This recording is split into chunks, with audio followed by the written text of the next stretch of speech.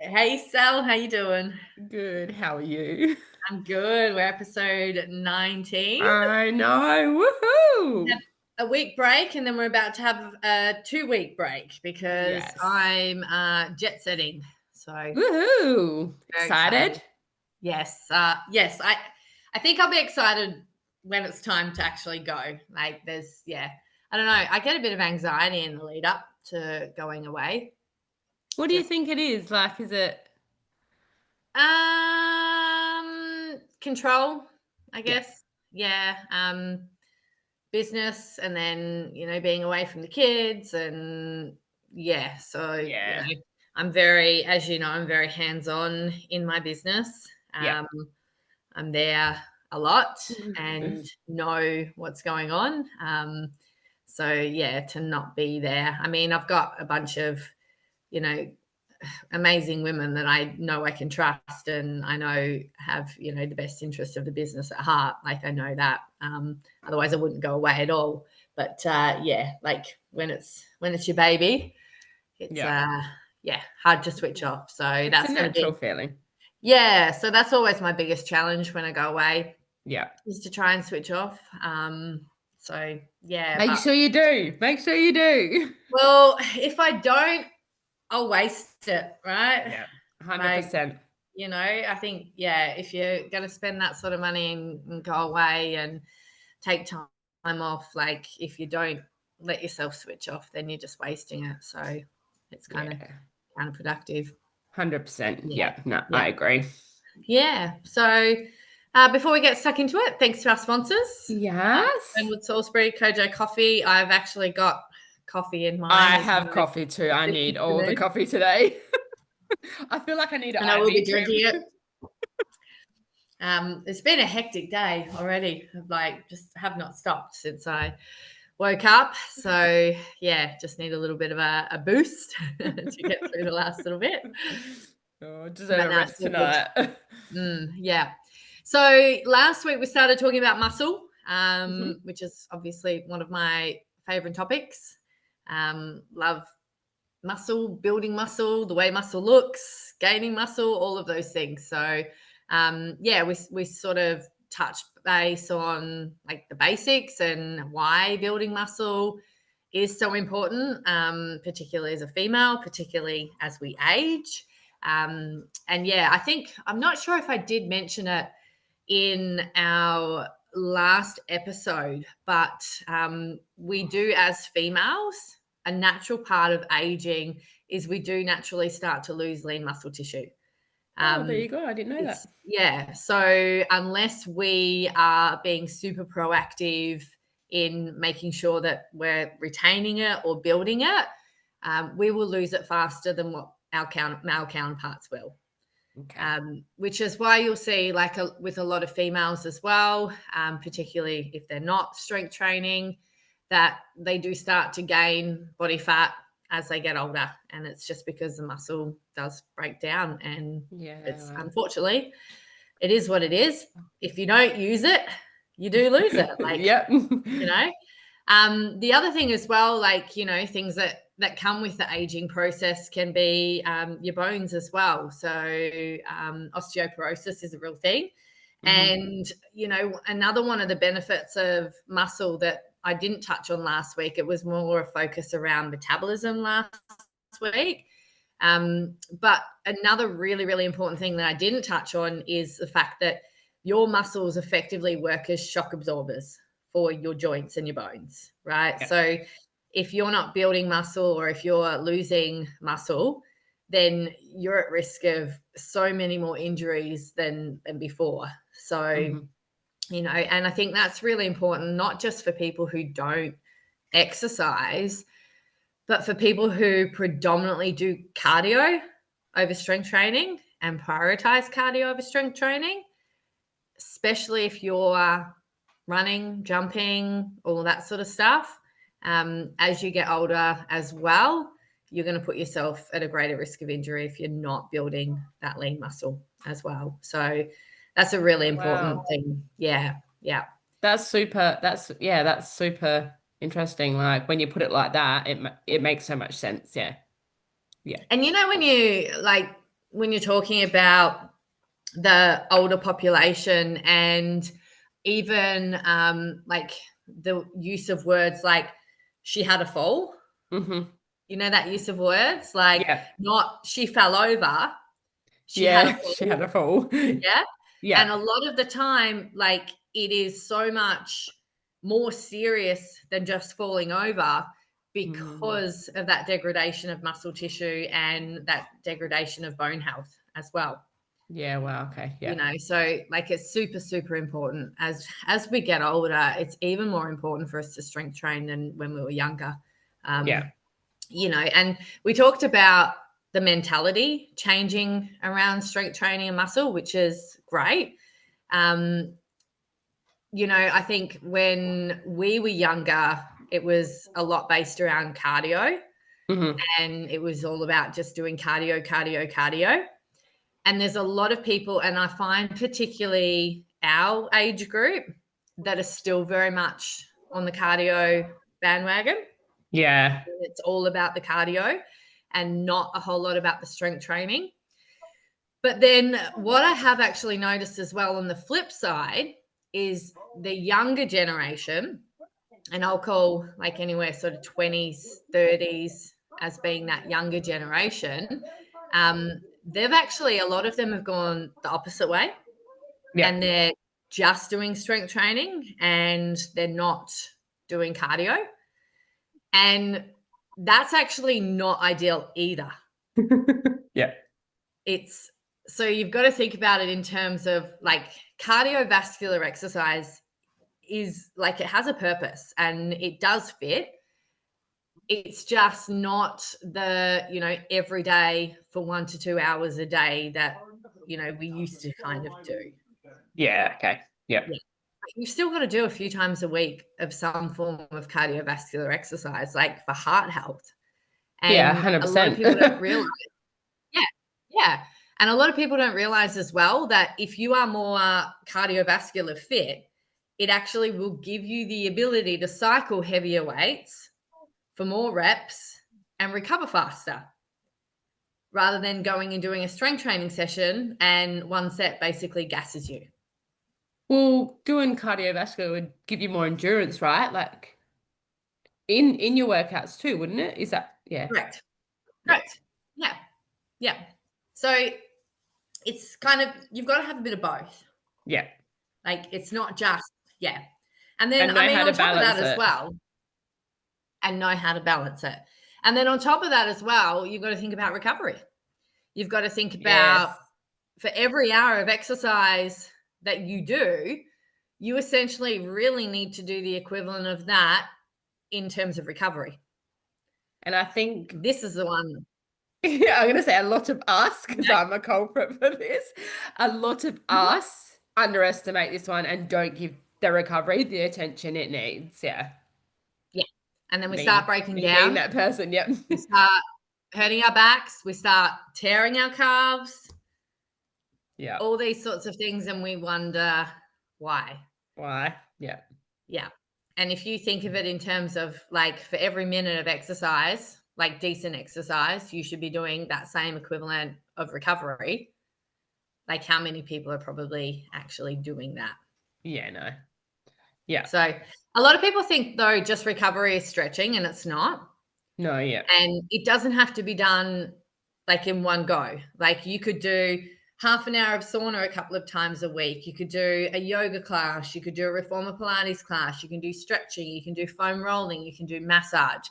But Yeah. essentially, you want to have that equivalent minute for minute. And that's going to really set you up for success and to not be injured. Because let's face it, like, what's the point in training your ass off and then getting injured and having to take like weeks and weeks off? Like, it's crazy. Yeah. 100%. Yeah. You just wasted all that training. Yeah. Yeah. We all learn the hard way, though. Yes, we do. We do. We do. We all learn the hard way and we all forget. Yeah. Yeah. But it's something I think, we need to place that importance on because it is pretty important part of it all. So, yeah. So I wanted to, I guess, start the next bit of discussion with that information because yep. I actually think that is so important for people to be aware of from the get-go. Yep. particularly when you start properly strength training. And I use that word properly because I know, and there's no judgment, absolutely no judgment. Like, I love seeing people strength train. I love seeing women strength train. But the reality is I'll say most of the women that I do see strength training aren't strength training properly to be able to get the results that they want to get. Yeah. And that's the reality. And that's not me judging. Like, as a trainer, you know, I'll look out on the gym floor and I'll see, you know, a bunch of women strength training, and I think that that's amazing. So I'm not sitting here going, you know, oh, you lazy women, like you're not working hard enough, because it's most definitely not that. But I do often look out on the gym floor, and not in a judgy way. I do think to myself, you're not really doing it right. You're not really doing it in a way that you're going to actually get results. And unfortunately, that's like just what I see. And then hopefully what I say today will, I guess, help to explain why I say that. Yeah. All right. So what I quite often see is this. I quite often see women coming into the gym and they'll go on one machine, they'll do it a few times, and they might do it again, they might do it again, then they'll go to another machine, then they'll go to another machine, and around they'll go in some like little circuit type thing, and then off they'll go. Right? Now, yes, you might have come into the gym and trained for an hour, and yes, you've moved your body. Yes, you've lifted some weights, but have you been effective in taking steps towards building muscle? No, you have not. Mm-hmm. Because in order for us to build muscle, we actually have to damage the muscle. Yeah. All right. So let that sink in for a little bit. So if you imagine like your muscles, and if I drew like a whole bunch of lines, right? Each of your muscles consists of like so many muscle fibers. All right. Now, when we strength train, and I'm not talking about just do a couple of reps and move to the next exercise, couple of reps, move to the next exercise. But when we strength train to the intensity that we need in order to build muscle, we actually cause tears within the muscle fibers. So we're actually damaging them. We're damaging our body. Yeah. Right? What then happens from there is your body has to take the time, and it's a combination of time, nutrition, rest, recovery strategies. Your body then, energy, has to repair and rebuild that muscle fiber. And what it actually does is it builds it up to become stronger. Yeah. Okay. Yeah. The reason why it does that is because of survival. All right. Mm-hmm. One way I use to really explain how it works is I use the three little pigs. I'm not joking. I'm keen to hear. Yeah. Okay. Little pig number 1 comes along, builds his house out of straw. Yeah. Big bad wolf comes, blows it down. Let's say he blows that straw house down at a strength of 2 out of 10. Because it's a flimsy little house, it's not going to require a huge amount of effort on the wolf's part to blow this straw house down, right? The next little pig doesn't come along and build a house out of straw again, because he knows that the wolf is capable of that 2 out of 10 intensity of breath. Mm-hmm. So what does he do? He builds a house out of sticks, right? So let's say the wolf come along and he blew at a 2 out of 10 intensity. It's not going to blow down the straw house, the stick house. So he has to blow, let's say, at a 4 out of 10 intensity. Blows down the stick house. Next little pig comes along. He's not going to build it out of sticks again, is he? Because he knows that the wolf can come along and blow it a 4 out of 10 intensity. So he's going to build it out of something stronger to prevent the wolf from blowing it down again, right? So what your body does is the same thing. So let's say you go at this intensity, a 2 out of 10 intensity, and that's enough to cause tears within the muscle fibers. Then what your body's going to do is repair that, heal it up. And it takes about 48 to 72 hours for it to do that. And that's why we don't want to train same muscle groups back to back, one day after the other. We've got to give it time to actually repair and build it up. But your body's going to build that muscle up stronger. Why is it going to do that? To stop you from causing that damage again. Yeah, okay. Because it takes energy. It is really, really, really demanding on our bodies to repair this damage. So you're still burning calories, right? It takes effort. It takes energy. It's hard work. So your body goes, you know what? Stuff you. I'm going to go and build this muscle up stronger so you can't cause these tiny little tears again. Ha! Right? So let's say that we'll use like a bicep curl as an example. And you did 5 kilos bicep curl, and that was enough when you first started training to cause those tiny little tears. It repaired it, recovered, and you still did 5 kilos for 15 reps on the next time you train biceps. You're not going to tear those muscle fibers. You need to do 5 kilos for 16 reps or 17 reps or 6 kilos for 15 reps. You need to do something more to tear those muscle fibers to get that result of your body building your muscles up and building them stronger. Yeah, okay. Right? And that's essentially what progressive overload is. And it needs to be progressive. So you can't go from, like, let's say 3 sets of bicep curls, 5 kilos, 15 reps, and then the next week do 10 kilos for 15 reps. That's just not viable, and that's just silly, and that's going to set you up for an injury. But what you would do, let's say you have a rep range. I like to use like 8 to 12 or 12 to 15. And let's say we're going, okay, rep range, 3 sets, 8 to 12 reps, right? The way that I would work that is, let's say I started at 5 kilos, right? I did 3 sets. I could only get 12 reps with great technique before I had to stop, okay? Then the next time I did that exercise, I try and get 3, and I try and maybe get 9 reps out on each. And then I try and get 10 reps, and then I try and get 11. And when I got to the point where I could do all 3 sets and get 12 reps with great technique, I'm not going to think about whether or not it's hard or it's easy or whatever. I'm just going to put my weight up. Then I'm going to go back to the 8 to 12. Then 8, 9, 10, 11, 12. Then the weight's going to go up. So each time I'm going in, I'm actually pushing more. I'm either pushing more reps or I'm pushing a heavier weight. Because unless I'm doing that, I'm not going to get that stimulus of tearing the muscle fibers.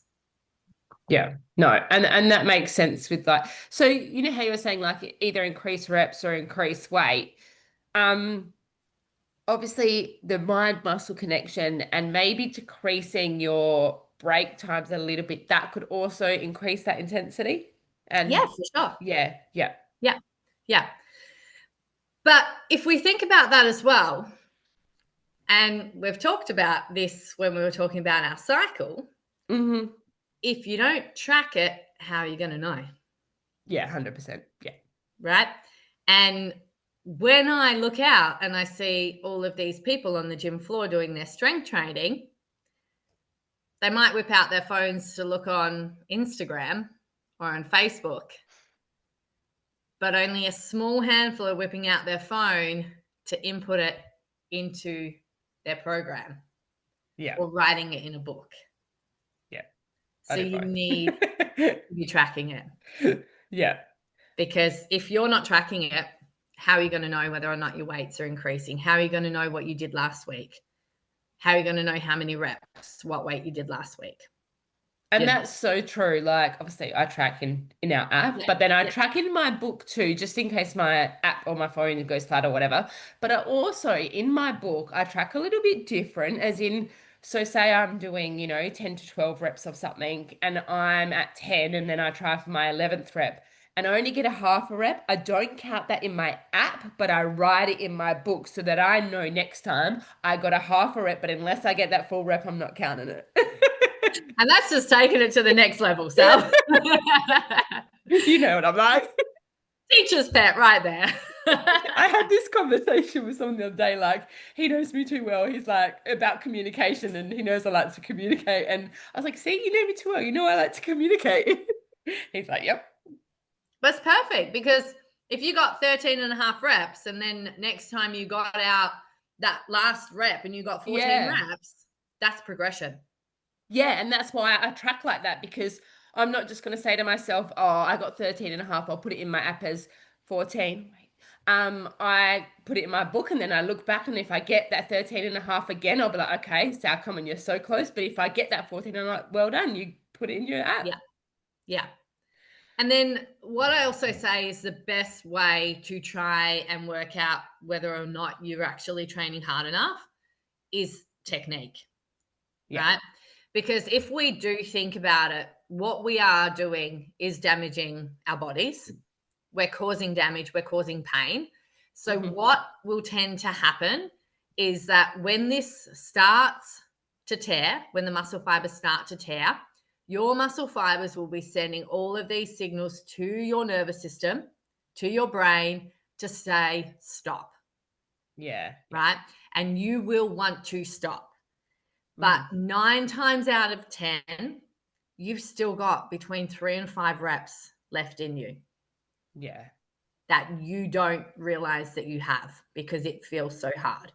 And that's where I say to people, like, even if it feels really hard, put the weight up. As long as your technique is good, you're physically capable of doing more, right? And this is ultimately why PT, personal training, is so damn effective, right? Because it takes away the person's mental limitations, right? Yeah. So let's say I'm training you, and my clients will always say, in their sessions that they train with me, in comparison to their sessions that they do on their own, they're always going to push more reps out. They're always going to be more sore. And it's not because they're not working hard enough on their own. It's not that. It is that the body will always do whatever it needs to in order to increase its chances of survival. Okay. And that means stopping you a couple of reps shy of what your true max is. So it's almost like your body going into a fight or flight mode. Correct. To say, yeah, Which okay. is why we have that huge spike in cortisol. Yep. So Yep. let's say I'm training you and we're doing a lat pull down. And I'm watching you and your technique is perfect. You'll get to that point where you're going to want to stop. And I'll say, 3 more, Sal. And it's those 3 reps that you are physically capable of doing, but you would have stopped, that really count. And that's why personal training is as effective as it is. Yeah. It's not because we necessarily know more in terms of programming. Like, you could get a pretty sound gym program, unless you were planning on competing and doing something like next level.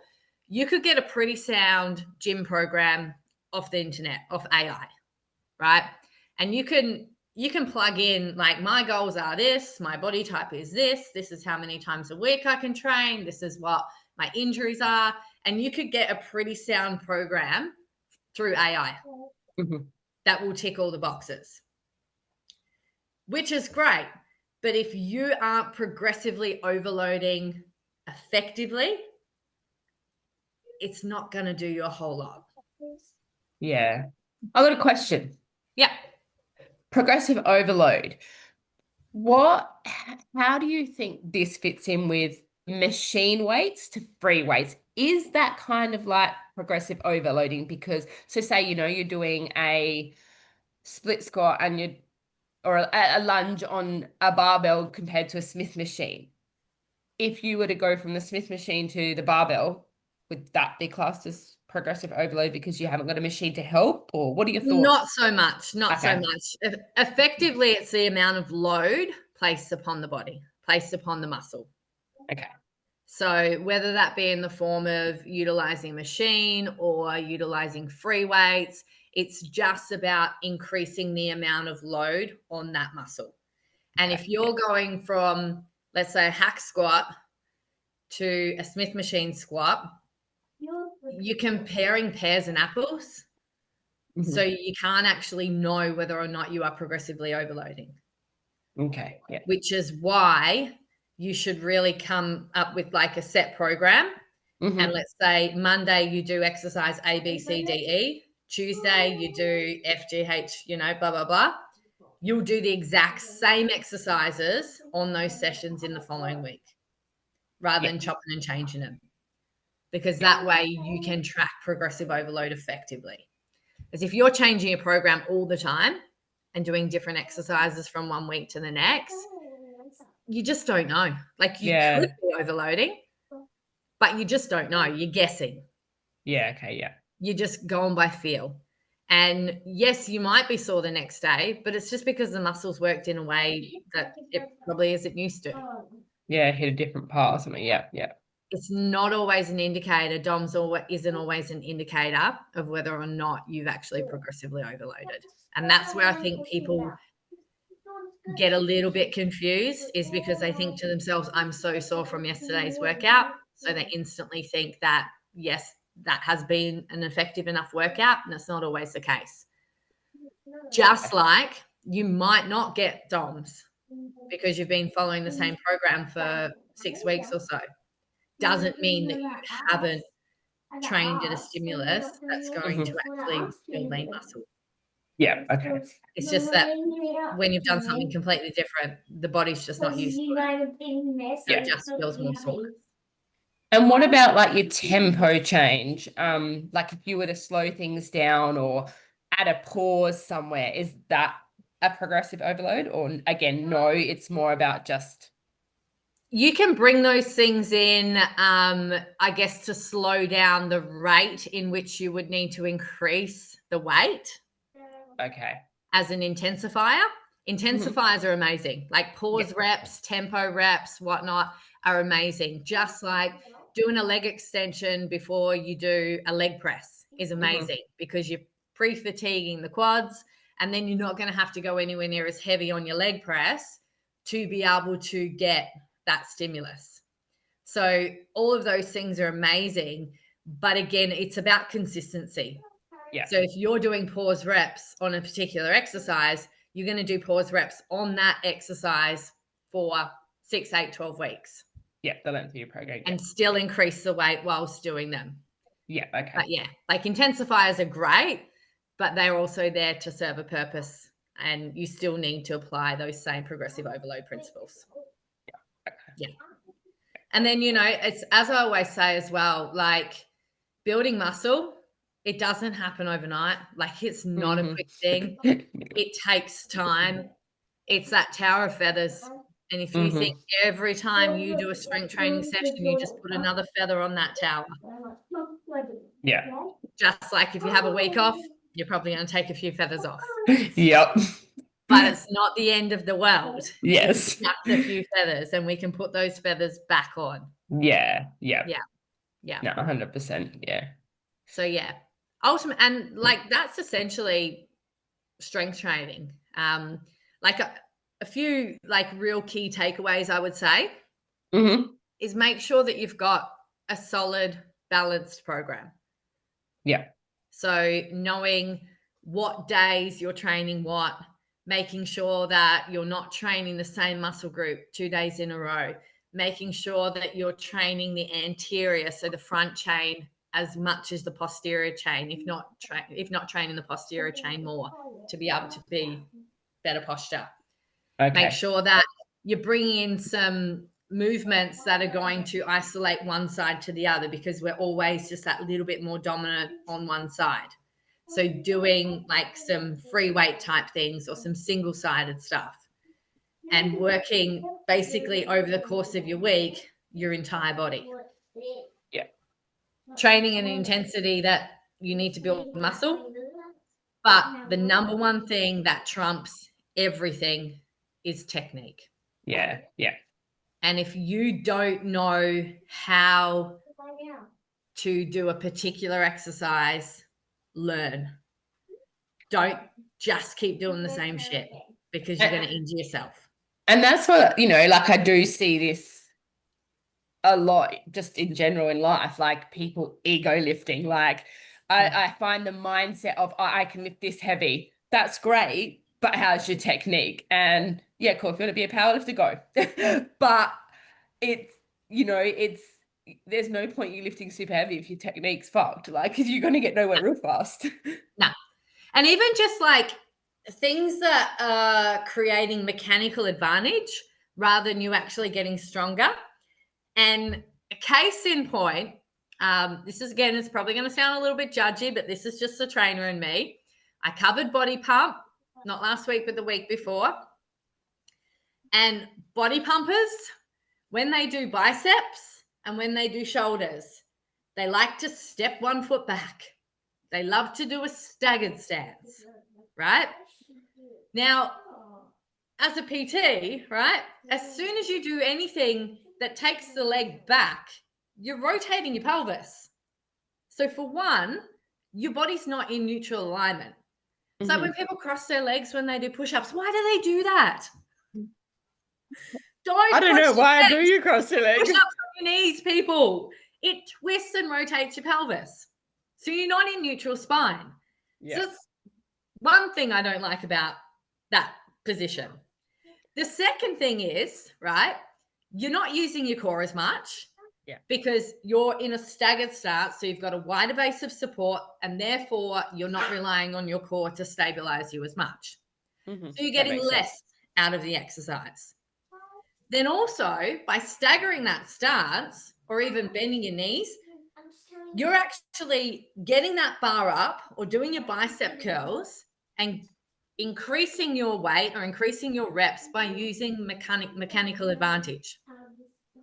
Wouldn't you rather square off your stance, soften into the knees, have a strong set position, switch on your core, and get stronger or get more reps out because you're actually building strength in the muscle? Yeah. Yeah. Most of us aren't powerlifters. Most of us aren't going to be going into a competition to see just how much they can bicep curl. Yeah. Yeah. Like, why are you doing it? And that's what I've noticed. Or, previously, like people that I spoke to, it's all about the number they're lifting. And I'm like, that's great, but it's really not about that. I would rather lift a shit. Yeah, I would rather lift so much lower and get my technique right. And I do this all the time. I mean, this, you'll see it in my app. I might be lifting this heavy, but then I'll drop again. And it's because I've noticed my form starting to change. So I'll bring myself back down, because it is easy to kind of just go heavier, and then you do that mind muscle connection and you really hone in and you're like, shit, it isn't right. Like, I'm not getting it how I need to get it. So then I drop my weights again and start back at a lower weight. And it's just, you just need to do that, because it's so easy to forget that technique and 100%. Go heavier. Yeah. Technique trumps everything. Yeah. We're at 33:58. So that was a good one. That was a good one. And my dogs are about to go crazy because my children are home. So there you go. Well, I'll let you go because your children are home, and we'll see you when you're back from holidays. So we're going to have a couple off, and then we'll be back with some fresh new content. Woohoo! All right, guys, thanks for listening. Again, just share, like, comment. Thank you. Bye, everyone. Bye.